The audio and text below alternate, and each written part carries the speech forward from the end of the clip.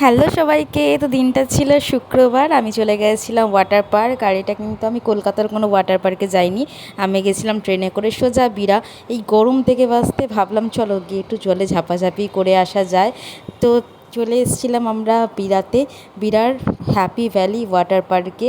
ফার্স্টে তো সকালবেলা ট্রেনে করে চলে এলাম, ট্রেনের পর টোটো করতে হলো, টোটো করে একেবারে তোমাদের ওয়াটার পার্কের সামনেই নামিয়ে দেবে। তো দেখো টিকিট কেটে নিয়েছি, বড়দের 500, বাচ্চাদের 300। তো আমাদের সাথে বাচ্চা ছিল, সেই জন্য কিন্তু আমাদের 300 টাকাটা টিকিট কাটতে হয়েছে, কারণ আমরা বান্ধবীর ছেলে আমরা সবাই মিলে গেছিলাম আনন্দ করতে। তো এই যে ওয়াটার পার্কের ভিতরে ঢুকে ফার্স্ট ভাবছিলাম যে ওয়াটার পার্কটা বোধহয় ফাঁকা ফাঁকা, তারপর যত বেলা হলো তত যেন ভিড় কাকে বলে, সবাই কিন্তু গরম থেকে বাঁচতে কিন্তু ওয়াটার পার্কে চলে এসছে। আর এই যে দেখো, আমি তো এসে সারাক্ষণই বলতে গেলে জলের মধ্যেই ছিলাম, জল থেকে একবারও উঠিনি, কিন্তু জল থেকে ওঠার পর বিশ্বাস করে এত কষ্ট হচ্ছিলো, মুখ ফুক পুরো জ্বলে যাচ্ছিলো।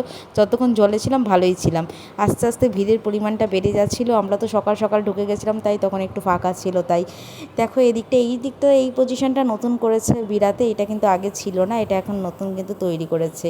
তারপর তো স্নান টান করে আমরা চলে গেলাম খেতে, প্রচুর ঝাঁপিয়েছি, প্রচুর কষ্ট হয়েছে, প্রচুর খিদে পেয়েছে। আর দেখো এই যে চোখ মুখের অবস্থা দেখো জলের মধ্যে ঝাঁপিয়ে। তারপর আমরা খেয়ে নিলাম বিরিয়ানি, চিলি চিকেন, চাউমিন, অনেক কিছু খেয়ে নিয়ে এসেছি। তো খেয়ে দিয়ে তারপর আবার আমরা ট্রেন ধরেছি, ট্রেন ধরে চলে গেলাম বাড়ি। তো আজকের মিনি ব্লগটা এইটুকু, কেমন লাগলো অবশ্যই জানিয়ে, চলো টাটা।